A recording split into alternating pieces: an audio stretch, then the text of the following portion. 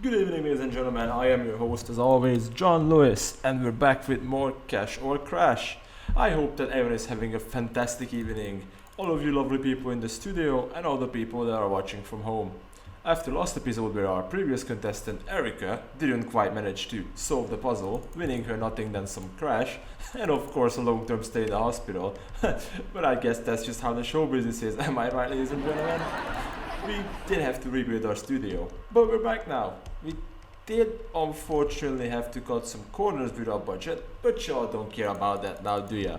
So let's get started with tonight's show, as I've got a brand new contestant here with us tonight. So let's give a warm welcome to Marcián.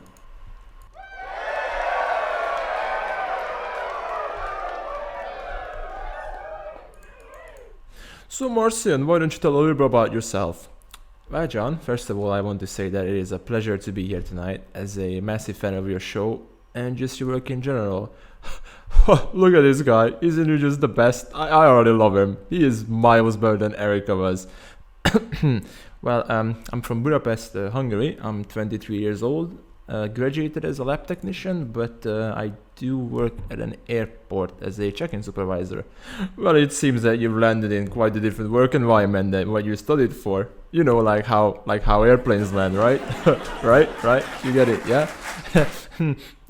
yeah. I guess you could say that.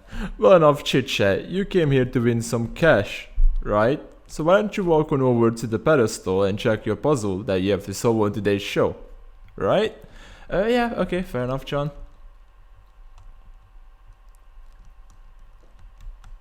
I guess you probably already know the rules of the game, but if anyone at home is just joining us for the first time, let me explain the rules.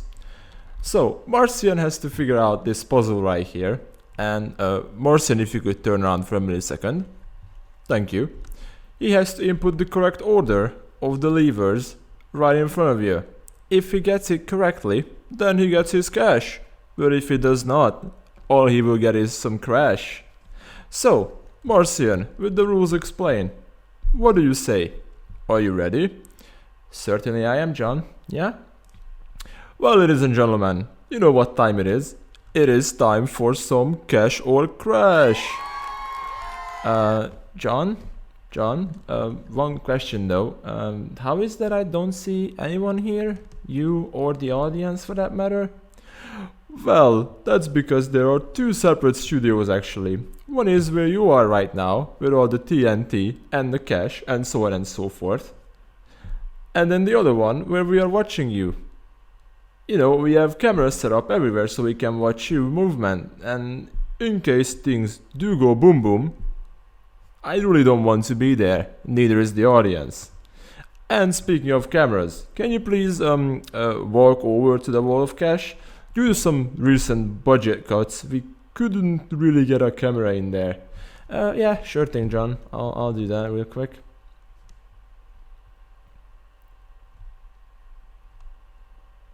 Ooh, look at all this money. Ooh. See everyone, this is what Marcián is fighting for today. Isn't it just a lovely sight? Well, Marcián, please walk all over back to the main pedestal and then begin.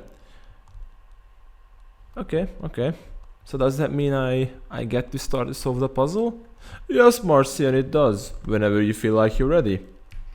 Okay, well in that case, first things first I'm going to do is I'm gonna get a piece of paper and a pen. Click. So I can draw a little grid for myself, even though I could use that to put it there, but I feel much safer having it in actual physical paper form. Ladies and gentlemen, look at this guy. Isn't he just the smartest? Again, he is miles better than when Erica was last episode. I guess we might be able to keep the studio after all this time. Okay, so let's have a look at what the puzzle is. So, the first lever is in the opposite corner of the third lever. The second lever is adjacent to two false levers that will kill you. The fifth lever is on the opposite side of the fourth lever. The middle lever is false and will kill you. There are two levers that are false. They will kill you. The sixth lever is in the middle row on the left side. The first and the last lever are in a corner. The third lever is in the top right, and then the fourth lever is underneath a false lever that kills you. Okay, so with that knowledge, let me just quickly draw a 3x3 grid here for myself, and there. So what do we know for a fact that we don't need to figure out based on assumptions and intuition and such? So we know for a fact that there are two false levers.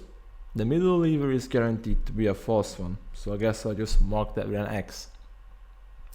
We also know that the first and the last lever are in a corner, so the first could be in any of the corners, but it does say that the first one is in the opposite of the third one, and it also says that the third lever is in the top right. So the top right, I'll just mark with A3.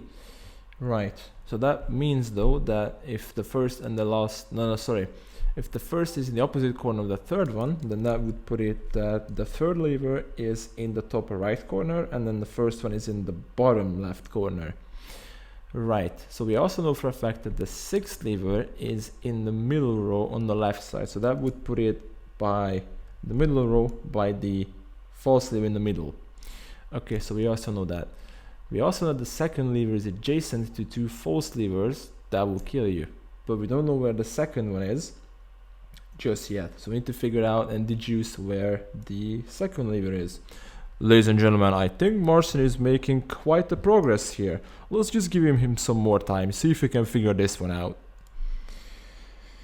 So I think this is the part when we have to start just making assumptions about where certain levers could be. So based on the fact that it says that the fourth lever is underneath a false lever that will kill you, that means if we were to put, like, say for example, and I think I will start walking over to the sign to actually show what I'm talking about. So this is certainly a false lever, so I guess I'll just mark it with an X. We know that this is the first lever for sure, so I'll mark that with a 1. We also know that this one up top is the third lever. See if I can put it back there. Cool. We also know that this is the sixth lever,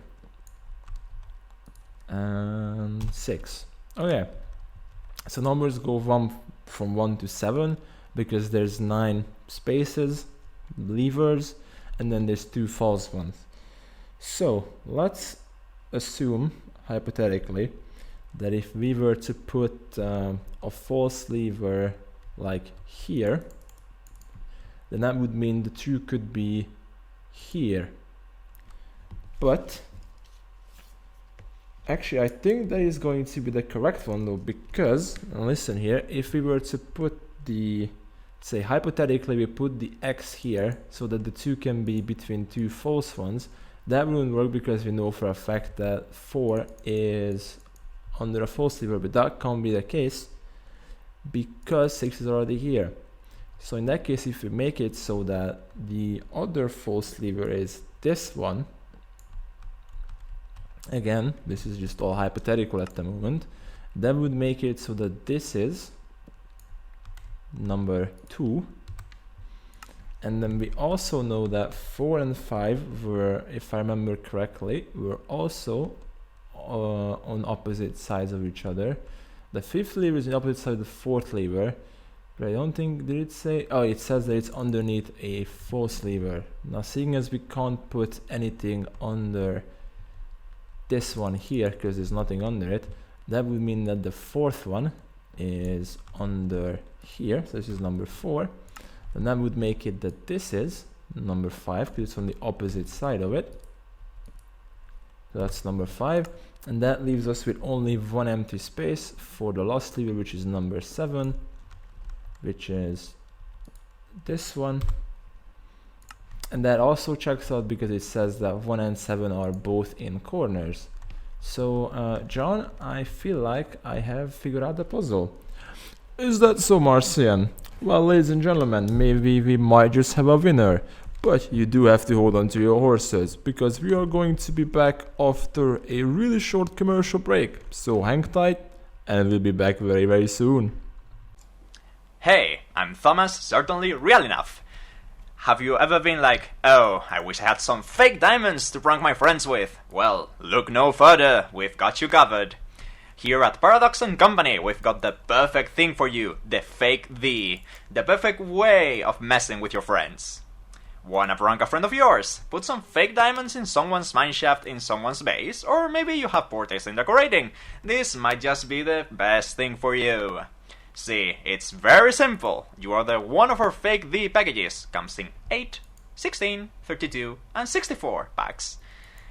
Put that bad boy in a frame, and you're set for glory. And if you order in the next 15 minutes, we'll even bundle in some fake E2. Perfect way of messing with people who are way too much into behavior traits and the likes of that. Don't miss the chance. Call now on the number on your screen. Paradox & Company is not responsible for any harm, injury or death that might be a result of using one of our products. Item frames not included. Ladies and gentlemen, we are back with more Cash or Crash. Our today's contestant Marcián appears to have figured out the code. Now let us see if he is right or wrong, and if he will get Cash or Crash. Marcián, could you be kind enough for me and the audience and people at home to start flicking the switches in the order you think it is correct? Sure thing, John. Okay, so if my assumptions are correct, then this is going to be the right code. So let's get it started. So number 1, then number 2, then number 3. Yeah, that's 3. Then number 4, then number 5. Then number 6 and number 7. Ladies and gentlemen, it appears that Marcián has won Cash or Crash for today. Marcián, if you want, there's a pickaxe just outside the entranceway to the studio. Why don't you go pick it up and then head into the Vault of Cash? Okay, John, sure thing. Let's go and let me grab that pickaxe then. Oh, this is so exciting. I can't believe I managed to win the show. I'm gonna be able to get so many things with those diamonds. Oh, I don't even care. I don't have Fortune 3 on this pickaxe. Probably again for the budget cuts. You're right, Marcián. Our previous contestant would have been able to get it with a Fortune 3 pickaxe, but unfortunately, since the explosion of the Lost Studio, we couldn't afford Fortune 3. Sorry about that. Oh, it's fine, John. It really doesn't matter. It's still a lot of money, so I don't mind at all. Oh. This is exciting. It's beautiful. Ladies and gentlemen, behold the Vault of Cash. Isn't it just magnificent? Marcián, wouldn't you say so? Yes, John. It is truly beautiful. Now, do you have any specific diamond blocks you might want to mine out first? Or are you just gonna go in blind and dig one out? John, honestly, I don't even know. I tend to call myself a humble person, so I might even just start off with getting this coal first a tiny bit. Come on, Marcián, don't be like that. There's a gajillion million thousands of diamonds in front of you and you go for the coal? What is this? What are you doing? I mean, John, you can't be a greedy person. Coal has got just as much value as diamonds do. But this isn't why you came here on the show. You could just go to a mine and get coal from there, or just go down to your local supermarket and get some from there. The diamonds don't grow on trees. You know how much it took to get this? Just go on, you deserve it. Go grab those diamonds for yourself. Okay, John, I am going to pick this one.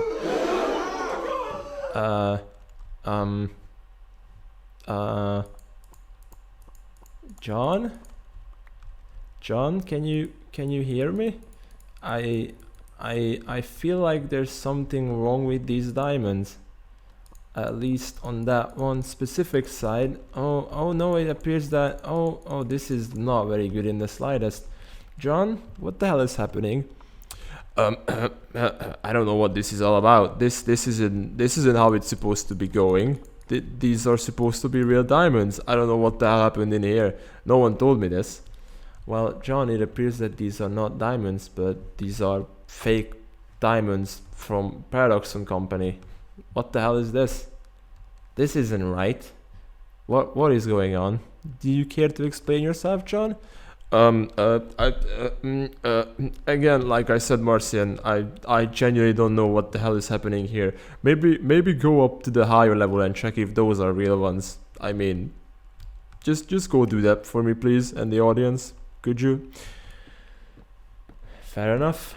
I guess there's not much else I can do than to go up and check this layer as well.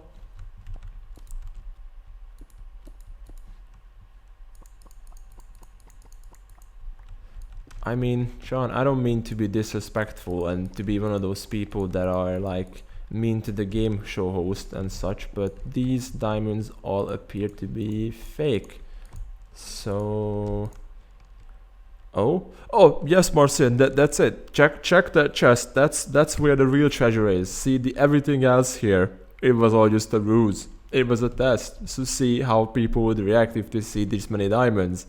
You know, like on this show. You've watched our previous shows and our previous episodes. You know I'm not a liar. I don't do things like that. I'm a good person. I'm a good game show host. So just open that chest and you'll get your reward in there. Trust me. Okay, John. Whatever you say. It's a stick. I mean, I can make a torch with it, sure, but still not a diamond that I came here for. So, do you care to explain yourself, John? So you know how we said about the budget? Got the tape, just got it. Hey, it's me, Marcián. Hope you guys have enjoyed that little comedy sketch or whatever you want to call that, what just happened on your screen there. But I hope you guys have enjoyed it. I thought it would be a fun little side project to turn that little area into a thing with someone, like an actual proper game show. So I tried my best to come up with something funny. Hopefully it worked and you guys thought it was funny. Don't expect, even though I enjoyed doing this, don't expect many of these because I am not a voice actor at all, and my performance was, in my opinion, kinda garbaggio, but that's besides the point. Although I still want to give a massive shout out to Omegaslime, my fellow Bonkman and good buddy, for giving his majestic voice to Thomas Sirtainly Relenuff, aka the guy in the commercial break. So many thanks to that. Go check him out, and I'll put his stuff in the description below if you guys don't know who he is, but definitely do check him out. And yeah, that's it. Again, hope you guys have enjoyed. I'll probably include a couple of bloopers at the end because I do have like 2 or 3 that I think it's kind of funny. So again, go check those out as well if you want. But other than that, I'll see you next episode. Until then, take care, and I'll see you then. Right? Bye. Commercial break rose. Na. Thank you, Omegaslime. Na. Very cool. And ladies and gentlemen, we are back with... Not yet. We just got this part out. So Marcián, why don't you tell a little bit about yourself? Well, John, first of all, I want to say that it is a pleasure to be here tonight as a massive fan of your show and just your work in general. Fucking Discord, I forgot to mute it. God damn it.